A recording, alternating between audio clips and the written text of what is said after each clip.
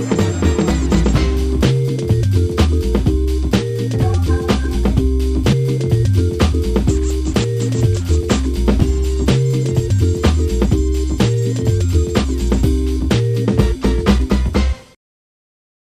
viewers, hello and welcome back on board the English Cruise. Today we'll talk about interesting stories connected with traditions, wedding traditions, traditions in wearing shoes, horseshoe, what's behind the horseshoe, and you will also find out why English people drive on the left side of the road and we on the right one. Do you want to find out? Join the club and enjoy. Hello, Roman. How are you doing? I'm fine, thanks. What about you? I'm fine. Nice shoes you're wearing. Oh, why are you interested in my shoes? What's so special about them? Everything is special about the shoes. You know, I've read an interesting story the other day. Pretty interesting stuff, I should say. Like, what do you know about shoes in general? Can you tell about people's character judging by their shoes? I don't really know. Well, definitely if shoes are nice and clean, the person would be confident and caring about his look. If a woman wears high heels, she might want to produce a nice impression, I guess. On men? Well, definitely. First on men and then maybe on women too. Okay, you are right from today's point of view, but shoes have a very long and interesting history. Well, sure, the fashion changed and the shoes changed with fashion.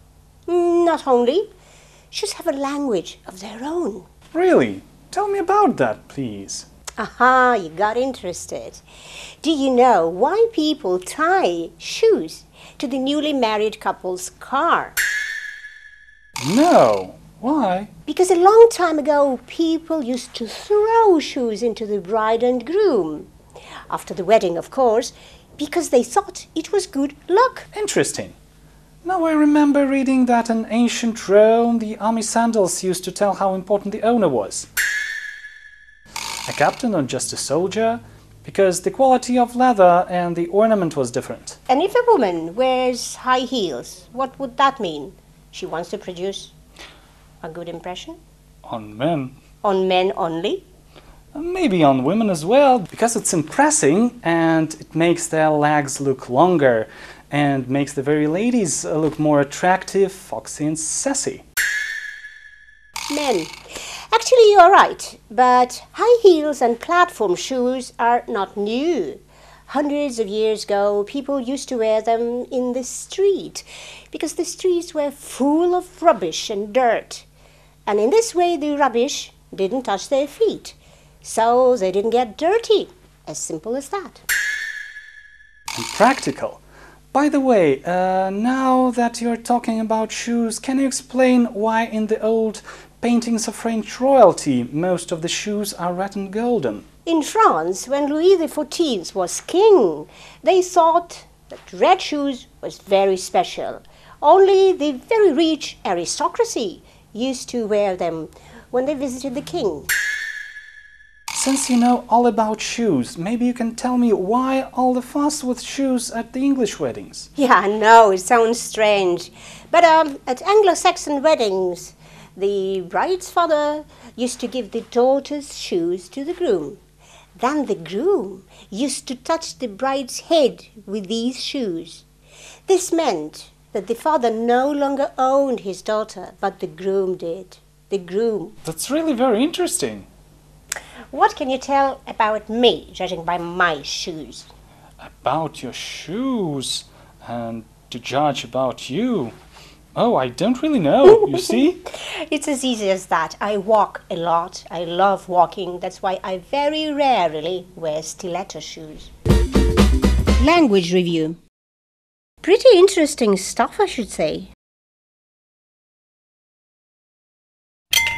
Why people tie shoes to the newly married couple's car? A long time ago, people used to throw shoes at the bride and groom after the wedding, as they thought it was good luck. In ancient Rome, the army sandals used to tell how important the owner was, a captain or just a soldier. Hundreds of years ago, people used to wear high heels and platforms in the street because the streets were full of rubbish. And this way the rubbish didn't touch their feet, so they didn't get dirty.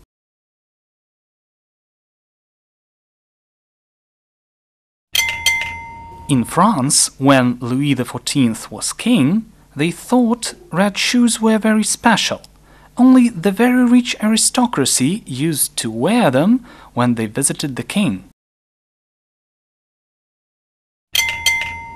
At Anglo-Saxon weddings, the bride's father used to give his daughter's shoes to the groom. Then the groom used to touch the bride's head with these shoes. This meant that the father no longer owned his daughter, and she now belonged to the groom.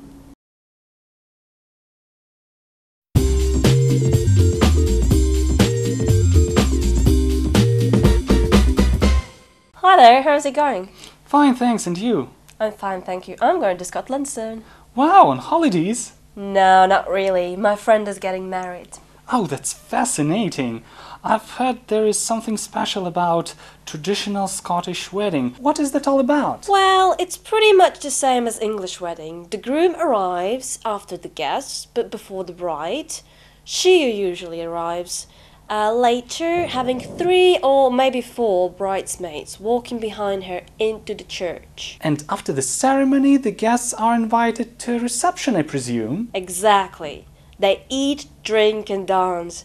The best man reads cards and makes speech, and the married couple dances all night long, and then they go to their honeymoon. It's very much the same as in many Eastern European countries.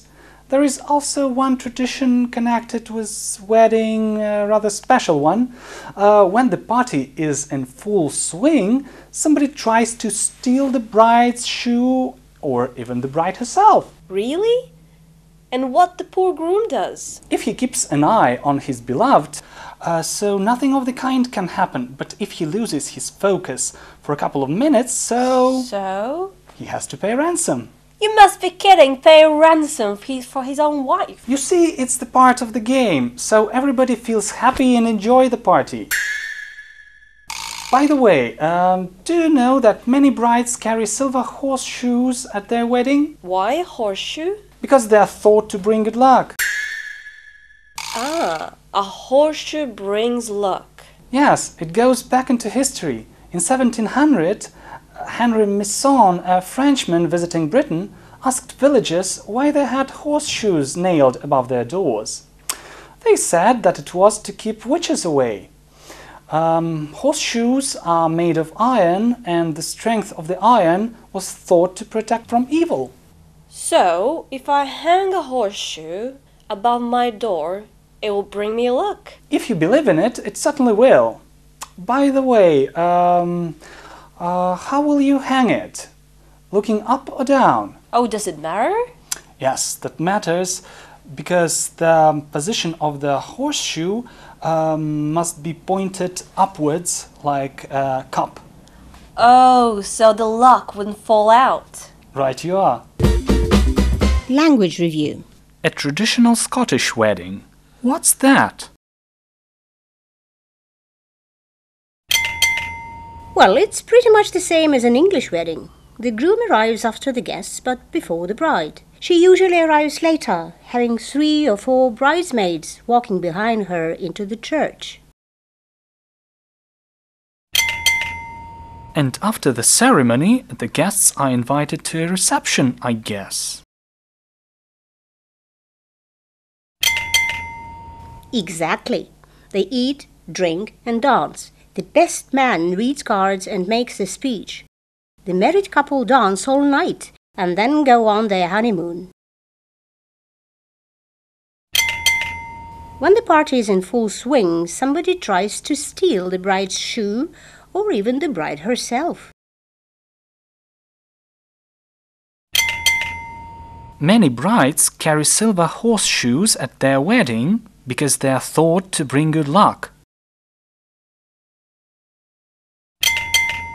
Villagers had horseshoes nailed above their doors. They said that it was to keep witches away.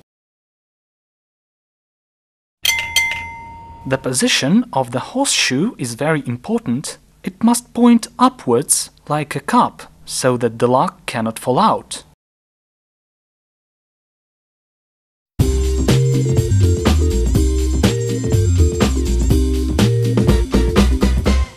Hello, Sabine, how are you? Oh, hello. I'm fine. How are you? I'm okay. Look, you are from London. Do you live in Britain? Yes. Why are you asking? Do you know why people in your country, in England, ride on the left side of the road, while we Europeans ride on the right side of the road, huh? I was always wondering about this, but I don't really know. All I know, in some other countries, the former British colonies and Japan, they also drive on the left side. But do you know why? Yes, the reason for this goes back into history, to those days when people traveled by horse. You see, most people are right-handed, and it's but logical and more natural to use the left side of the road so that your right hand is absolutely free to use your sword to protect yourself. Wow, but that's logical. But why doesn't the rest of the world do the same? Good question. That's because of this little man from Corsica whose name was Napoleon Bonaparte. He wanted to be famous in many ways, and so he insisted that his armies marched on the right, not on the left. And as he marched through Europe, he imposed this rule wherever he went. Really? Just one man could do that? And a very ambitious man. By the way, the same happened during the Second World War with Adolf Hitler. He put the signs, Rechtfahren, which means drive on the right in English, all over the places where he was taking the countries over. Oh, that's interesting. Well, listen, how do you know about it all? I'm not that clever as you might think of me. I've read an interesting book about interesting traditions all over the world. For example, do you walk under ladders? No, I usually escape it. But I don't really know why. One may think that someone on the ladder might be holding a pot of paint or a bucket of water, which can drop on you when you're walking underneath. But there is a historical explanation why walking under ladder is believed to be unlucky. It dates back to Tyburn Gallows, and the place which is now known as Marble Arch in London. Until 1783, criminals climbed the ladder in the gallows with a rope round their neck. Oh my god, that's terrible. The most terrible thing happened when the ladder was kicked from under the feet of the poor criminals. And since then, it's considered that walking under ladder invites death. Wow. Look, I'm not that superstitious, but I think it's better not to trouble the trouble. Good for you. Never do it. Language review. Do you know why they drive on the left in Britain and on the right in other countries? The reason for this goes back to the days when people traveled by horse. You see, most people are right-handed, and thus the left is the natural side to ride on if you are on horseback, and need your right hand to hold a sword in case of trouble. Napoleon Bonaparte wanted to be famous in many ways, so he insisted that his army marched on the right, and as he marched through Europe, he imposed this rule wherever he went. There is a historical explanation why walking under ladders is believed to be unlucky. It relates to the Tyburn Gallows at what is now known as Marble Arch in London. Until 1783, criminals climbed a ladder to the gallows with a rope round their neck. The most terrible thing happened when the ladder was kicked from under the criminals. Since then, the belief grew that walking under a ladder invited death.